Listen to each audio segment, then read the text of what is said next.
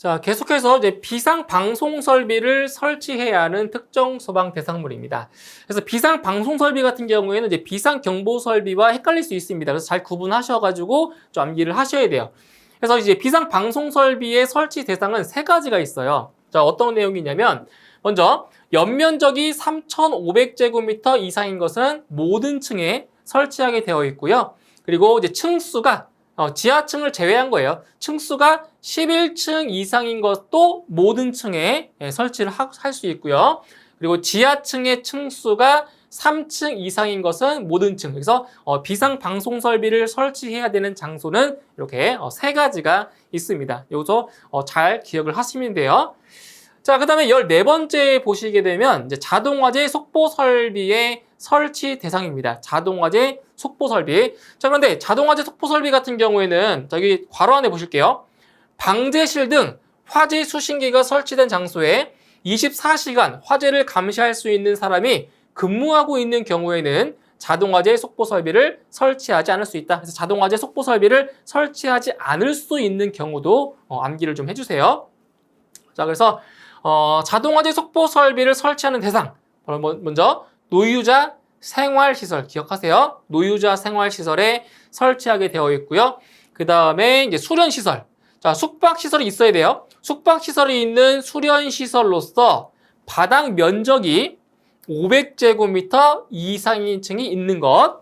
자, 그리고 문화유산 중 보물 또는 국보로 지정된 목조 건축물도 자동화재 속보 설비를 설치하게 되어 있죠. 이 정도 이제 보시면 됩니다. 나머지 내용들도 한번 눈으로 보시면 되고요. 그 다음에 뭐 통합 감시 시설 같은 경우에는 이제 지하구에 설치를 하게 되어 있고요. 그리고 누전 경보기 같은 경우에는 이 값을 하나 기억하세요. 이겁니다. 100A를 초과하는 이거. 이 100A가 뭐냐면은 바로 최대 계약 전류 용량입니다. 최대 계약 전류 용량이 100A를 초과하는 특정 소방 대상물이다. 그래서 누전 경보기 같은 경우에는 바로 이 100A를 초과하는 이 값을 암기를 하시면 되겠습니다. 자, 그 다음에 가스 누설 경보기 같은 경우도 한번 눈으로 보세요. 뭐 시험에 나온 적은 없지만 한번 눈으로 쭉 읽어보시면 되겠고요. 그 다음에 피난기구, 피난기구 같은 경우도 한번 눈으로 쭉 보시고요. 자, 그 다음에 이제 인명구조기구 같은 경우는 좀 잘 보셔야 됩니다. 인명구조기구는 시험에 잘 나와요. 자, 먼저 방열복 또는 방화복, 인공소생기 및 공기호흡기를 설치해야 하는 특정 소방 대상물인데, 자, 이런 경우에는 지하층을 포함한 층수가 7층 이상입니다. 7층 이상인 것 중에서 관광 호텔 용도로 사용하는 층, 이겁니다. 기억하셔야 돼요. 그래서 이런 경우에는 모든 인명구조기구를 다 설치해야 돼요. 방열복, 방화복, 인공소생기, 공기호흡기를 모두 설치를 해야 되겠죠. 그래서 지하층을 포함한 층수가 7층 이상인 것 중에서 관광 호텔 용도로 사용하는 층입니다.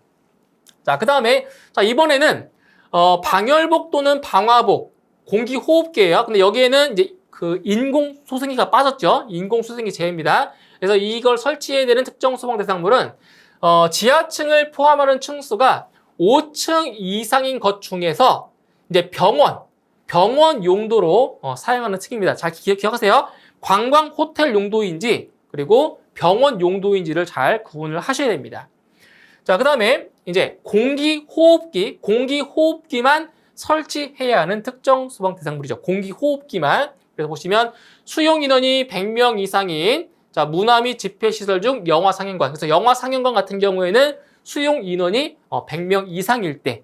그 다음에 뭐 대규모 점포도 있을 수 있고요. 그 다음 지하 역사, 지하 상가. 그 다음에 이제 여기 나와 있네요. 이산화탄소 소화 설비인데 이제 호스릴 이산화탄소는 제외입니다. 이산화탄소 소화 설비를 설치해야 하는 특정 소방 대상물. 이러한 곳에는 바로 공기호흡기를 설치를 해야 되는 그러한 특정 소방 대상물이 되는 거죠. 자, 그 다음 보시면 이제 유도등. 자, 유도등을 설치해야 되는 대상 같은 경우는 한번 쭉 읽어보세요. 그게 중요한 내용 아닙니다. 한번 쭉 읽어보시면 되고요. 자, 그 다음에 이제 비상조명등. 비상조명등 같은 경우도 시험에 자주 나오는 내용은 아닌데, 그 중에서도 암기를 좀 하자면, 이제 터널 같은 경우 길이가 500m 이상이라는 것, 이 정도만 좀 기억을 하시면 됩니다. 비상조명등. 자, 그 다음에 휴대용 비상조명등은 시험에 잘 나와요. 휴대용 비상조명등의 설치 대상. 자, 어디냐? 첫 번째로 숙박시설. 숙박시설이 있고요. 그 다음에 수용인원 100명 이상의 영화상영관. 자, 수용인원 100명 이상의 영화상영관 있어요. 그 다음에 판매시설 중에서 대규모 점포. 예, 대규모 점포. 그리고 지하 상가. 그래서 요 휴대용 비상조명등 같은 경우에는 필기 시험에서도 자주 나오지만 이제 실기로 넘어가서도 이게 단답형 빈칸 채우는 문제로도 출제가 되고 있기 때문에 실기 시험까지 같이 가져가셔야 되는 그러한 내용이 되겠습니다. 자, 그 다음 내용을 보시면 이제 상수도 소화 용수 설비를 설치해야 되는 특정 소방 대상물. 자, 이거 같은 경우는 그냥 한번 읽어보세요. 상수도 소화 용수 설비도 크게 이게 중요한 내용은 아니니까 한번 읽어보시면 되는 그러한 부분이고요. 자, 그 다음에 이제 제연 설비입니다. 제연 설비도 시험에 간간히 출제가 되고 있어요. 제연 설비의 설치 대상. 먼저 문화 및 집회시설, 그리고 운동시설 중 무대부입니다. 무대부의 바닥 면적이 200제곱미터 이상인 경우에는 이제 해당 무대부에 이렇게 설치를 할 수 있고요. 그 다음에 영화 상영관 같은 경우에는 수용 인원이 100명 이상일 때 설치를 합니다.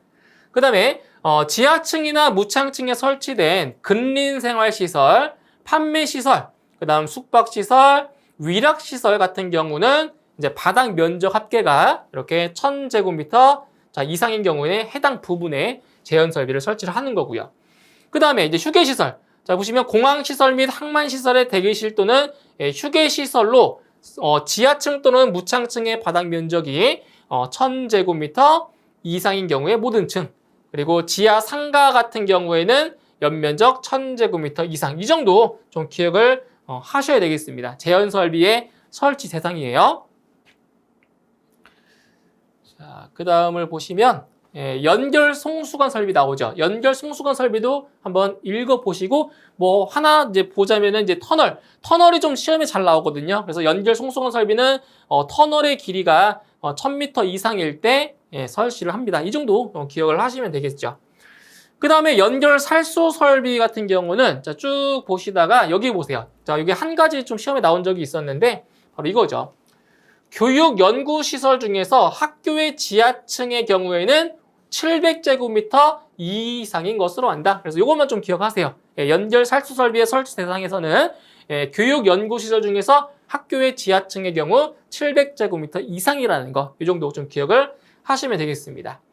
자, 이제 그 다음에 이제 비상 콘센트 설비 나오죠. 이 비상 콘센트 설비 같은 경우는 필기시험보다는 실기시험에서 좀 비중이 높습니다. 그래서 필기시험에서도 공부를 해야 되지만 실기시험에 넘어가서까지 이게 서술형으로 나오기 때문에 실기시험까지 가져가셔야 되는 그러한 내용이 되는 거죠. 자, 어떤 거냐면 일단 층수가 11층 이상인 특정 소방 대상물의 경우에는 바로 11층 이상의 층에만 비상 콘센트 설비를 설치를 하는 거예요. 자, 그리고 지하층의 층수가 3층 이상이고, 그리고입니다. 지하층의 층수가 3층 이상이어야 되고, 그리고 지하층의 바닥 면적 합계가 1000제곱미터 이상인 것은 지하에 있는 모든 층에 비상 콘센트 설비를 설치를 하는 거죠. 그리고 터널로서 길이가 500m 이상인 것. 이렇게 해서 비상 콘센트 설비 같은 경우는 이 세 가지를 다 암기를 하셔야 돼요. 중요한 내용이기 때문에. 자, 그 다음으로 이제 무선통신 보조 설비입니다. 이것도 필기시험, 실기시험보다는 필기시험에 자주 나오는 내용이죠. 자, 무선통신 보조 설비를 설치해야 되는 특정 소방 대상물. 자, 어디 보시냐면, 자, 보세요. 지하 상가로서 연면적이 1000제곱미터 이상인 것 기억하세요. 지하 상가로서 연면적 1000제곱미터 이상이고요. 그 다음에 지하층의 바닥 면적의 합계가 3000제곱미터 이상인 것 또는 지하층의 층수가 3층 이상이고 지하층의 바닥 면적의 합계가 1000제곱미터 이상인 것은 지하층의 모든 층. 자, 여기 보세요. 이건 똑같죠? 지하층의 층수가 3층 이상이고 지하층의 바닥 면적 합계가 1000제곱미터 이상인 것은 지하층의 모든 층이다. 이것은 비상 콘센트 설비와 똑같습니다. 이 내용은. 자, 그 다음에 터널로서 길이가 500m 이상인 거 이것도 같죠. 비상 콘센트와 동일하죠. 그리고 지하구 중에 공동구. 자, 이거 기억하세요. 16층 이상. 자, 층수가 30층 이상인 것으로서 자, 몇 층 이상이다? 16층 이상 부분의 모든 층이다. 이 16층을 기억하셔야 됩니다. 16층. 그리고 연소 방지 설비는 지하구에 설치해야 된다. 자, 여기까지 바로 특정 소방 대상물입니다. 소화 설비를 설치해야 되는 특정 소방 대상물의 종류. 상당히 중요한 부분이니까. 그리고 시험에 자주 나오는 부분입니다. 좀 집중해서 암기를 하셔야 되겠습니다. 자, 이제 그 다음 조항을 보시면 특정 소방 대상물의 소방시설 설치 면제 기준입니다. 그러니까 소방시설을 설치를 면제할 수 있는 기준을 말하는 거예요. 자, 이게 여러 가지 소방시설이 나와 있는데 그 중에서도 시험에 출제가 된 적이 있었던 내용들 위주로 설명을 좀 드릴게요. 자, 먼저 이 스프링클러 설비를 보셔야 돼요. 스프링클러 설비. 자, 어떤 경우에 설치 면제가 가능하냐면 자, 보세요. 스프링클러 설비를 설치해야 하는 특정 소방 대상물에 자, 적응성이 있는 이걸 보셔야 돼요. 자동 소화 장치 또는 물 분무 등 소화 설비를 화재 안전 기준에 적합하게 설치한 경우에는 그 설비의 유효 범위에서 설치가 면제된다. 그래서 자동 소화 장치랑 그리고 물 분무 등 소화 설비를 설치했을 경우에는 바로 스프링클러 설비를 설치 제외할 수가 있다는 거죠. 요거 기억하시면 돼요. 자, 그 다음 계속 이어서 보시면은, 자, 어디에 보시냐면, 여기 보시면 되겠네요.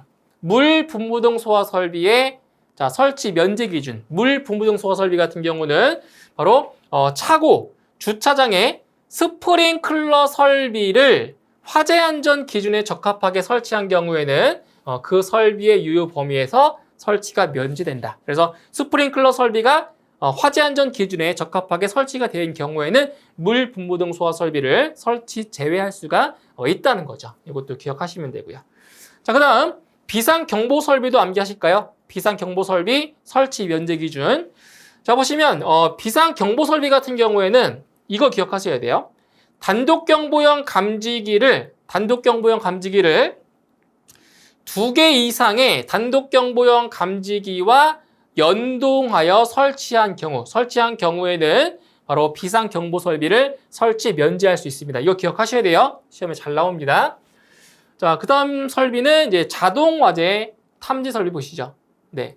자동 화재 탐지 설비 같은 경우에는 자동 화재 탐지 설비의 기능과 성능을 가진 화재 알림 설비. 자, 이거 기억하세요. 스프링클러 설비 또는 물 분무 등 소화 설비를 화재 안전 기준에 적합하게 설치한 경우에는 그 설비의 유효 범위에서 설치가 면제된다. 그래서 요 자동 화재 탐지 설비 같은 경우에는 스프링클러 설비나 물 분무 등 소화 설비를 유효하게 적합하게 설치한 경우에는 자동 화재 탐지 설비를 설치 면제할 수가 있다는 거죠. 자, 그 다음에 여기 보실까요? 비상 방송 설비 보세요. 비상 방송 설비 같은 경우에는 자동 화재 탐지 설비 또는 비상 경보 설비와 같은 수준 이상의 음향을 발하는 장치를 부설한 방송 설비를 화재 안전 기준에 적합하게 설치한 경우에는 그 설비의 유효 범위에서 설치가 면제된다. 이것도 기억을 하셔야 되겠습니다. 자, 그 다음 내용을 보시면은 이제 어디에 보시냐면은 제한 설비도 이제 쭉 보시고 제한 설비 뭐 나와 있죠? 자동화재 속보 설비, 뭐 누전 경보기, 피난 구조 설비. 자, 여기 나온 내용 중에서 이거 한번 볼까요? 상수도. 자, 상수도 소화 용수 설비를 자, 설치 면제할 수 있는 기준. 자, 여기 첫 번째 내용을 보시면 돼요. 자, 보시면 각 부분으로부터 수평거리 140m 이내에 공공의 소방을 위한 자, 소화전이 화재 안전 기준에 적합하게 설치되어 있는 경우에는 설치가 면제된다. 그래서 이 각 부분으로부터 수평거리 이 140m 이내라는 것도 좀 기억을 하시면 됩니다. 상수도 소화 용수 설비의 설치 면제예요. 설치 면제. 자, 이 정도 보시면 되고요. 자, 그 다음에 이제 어떤 설비를 보실 거냐면은 이거 보실까요? 연결 살수 설비. 연결 살수 설비의 설치 면제 기준입니다. 자, 어떤 경우냐면 송수구를 부설한 스프링클러 설비, 간이 스프링클러 설비, 그 다음 물 분무 소화 설비 또는 미 분무 소화 설비를 화재 안전 기준에 적합하게 설치한 경우에는 연결 살수 설비를 설치 면제할 수 있다는 거고요. 그 다음 마지막으로 연소 방지 설비도 볼게요. 연소 방지 설비 같은 경우에는 스프링클러 설비, 물 분무 소화 설비 또는 미 분무 소화 설비를 화재 안전 기준에 적합하게 설치한 경우에는 그 설비의 유효 범위에서 설치가 면제된다. 그래서 이 연소 방지 설비까지 제가 지금 설명드린 내용 위주로 좀 암기를 하시면 되겠습니다. 자, 그 다음 소방시설을 설치하지 않을 수 있는 특정 소방 대상물 및 소방시설의 범위입니다. 자, 여기도 시험에 잘 나오고 있죠. 자, 우리가 지난 앞 시간에 무엇을 배웠었냐면 소방시설을 설치하지 않을 수 있는 경우가 있었어요. 그게 어떤 거였냐면 보세요. 화재 위험도가 낮은 특정 소방 대상물. 앞에서 했던 거예요. 화재 안전 기준을 적용하기 어려운 특정 소방 대상물. 이거 기억나시죠? 화재 안전 기준을 달리 적용해야 하는 특수한 용도 또는 구조를 가진 특정 소방 대상물. 네 가지였을 때 네 가지. 자체 소방대가 설치된 특정 소방 대상물. 이 네 가지 기억하라고 했죠. 그죠? 네 가지. 그러면 여기서 특정 소방 대상물이 있고요. 소방 시설이 있어요. 자, 예를 들어서 화재 위험도가 낮은 특정 소방 대상물 중에서 자, 석재, 불연성 금속, 불연성 건축 재료 등의 가공 공장, 불연성 물품을 저장하는 창고 이런 곳에는 자, 어떠한 소방 시설을 설치하지 않을 수가 있냐? 어떤 거예요? 5개 소화전 설비와 연결 살수 설비를 설치하지 않을 수 있다는 거예요. 그러니까 모든 걸 설치할 수 있는 게 아니라 이 두 가지 설비에 대해서 설치를 하지 않을 수 있다는 거죠. 전부 다 설치하지 않을 수 있는 게 아니라 이 두 가지 설비라는 얘기예요. 그 다음에 또 시험에 자주 나오는 게 이겁니다. 펄프 공장의 작업장, 음료수 공장의 세정 또는 충전을 하는 작업장, 그 밖에 이와 비슷한 용도인 경우는 이 세 가지 설비입니다. 스프링클러 설비, 상수도 소화 용수 설비, 연결 살수 설비. 이 세 가지 설비를 설치하지 않을 수 있다라는 거죠. 그 다음에 또 시험에 나왔던 건 이거 있죠, 이거. 원자력 발전소, 중저준위 방사성 폐기물의 저장 시설. 여기는 딱 두 가지 설비입니다. 이게 시험에 잘 나와요. 단골로 나와요. 연결 송수관 설비와 그리고 연결 살수 설비. 이 두 가지 설비가 있습니다. 이거 시험에 상당히 자주 나오는 겁니다. 이거 잘 나와요.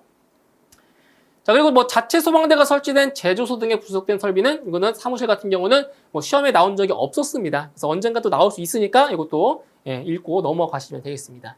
아시겠죠? 이 부분. 자, 그다음 이제 수용 인원의 산정 방법입니다. 수용 인원. 이 수용 인원의 산정 방법은 이 산정 방법을 물어볼 때가 있고요.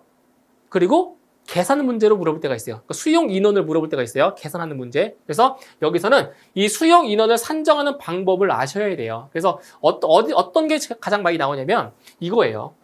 자, 침대가 있는 경우 숙박시설이죠. 자, 숙박시설인데 침대가 있는 경우에 자, 수용 인원 산정 방법을 물어보는 것 또는 수용 인원을 계산하는 것 이렇게 문제가 나오고 있거든요. 그래서 침대가 있는 경우에는 종사자 수에다가 침대의 수를 더하시면 돼요. 만약에 뭐 종사자 수가 5명이고 뭐 1인용 침대가 10개가 있다. 10개가 있어요. 그러면 수용 인원은 몇 명이라는 거예요? 수용 인원 15명밖에 안 된다는 거예요. 자, 그런데 2인용 침대는 몇 명으로 계산하면 돼요? 침대 2개로 계산하면 돼요. 그럼 만약에 자, 종사자 수가 5명이고 2인용 침대가 10개다.